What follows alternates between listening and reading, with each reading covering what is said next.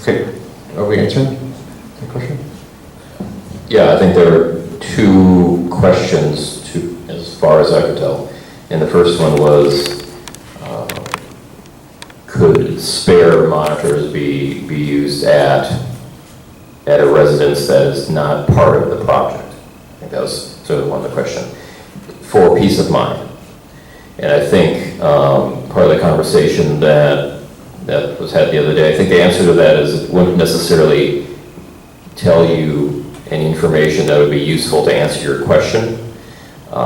It would not be representative necessarily of anything that is coming from the site based upon the location of where you happen to be.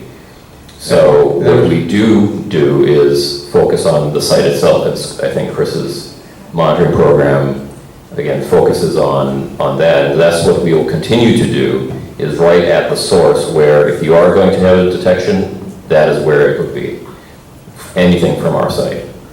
Yeah, and so after our phone call dropped, Keith and I talked for a minute. One thing that I don't think we made clear was that the purpose of our monitoring program is to monitor the worst case scenario, right? So this is activities that are going to be generating dust, so equipment moving around, trucks being loaded, soil being sorted, et cetera, et cetera. So what we want to do is we want to take those activities when you most anticipate there to be dust generated, and then you put a monitor at the area where you're most likely to have a resident or receptor, so that would be somebody right at the fence line.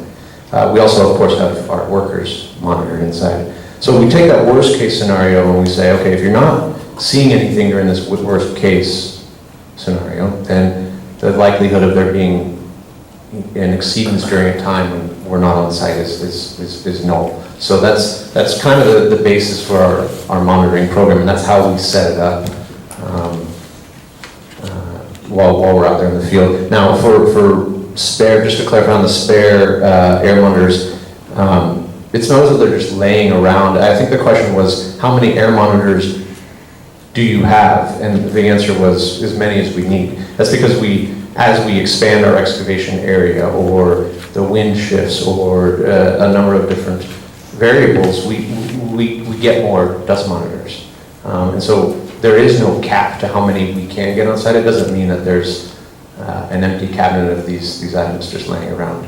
So just a slight clarification there. Can you point out where the dust monitors are on Bayside Drive, on that project area? Yeah, I didn't bring the figure.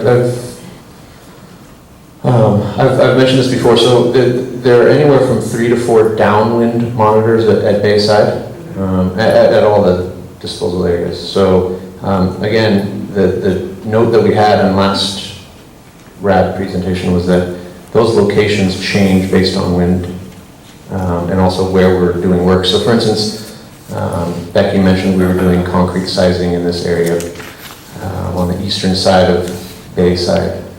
We focus our air monitors there. If that's the only activity going on, we might have 2 or 3 on that fence line.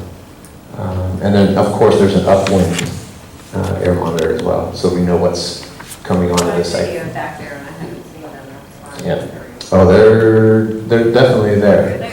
Yeah. To answer your second question about what happens after Chris's project, there will be other projects, and any major excavation, any excavation that the Navy performs, we will always have some sort of air monitoring program, part of the work plan, reviewed by the regulators in accordance with the regulations.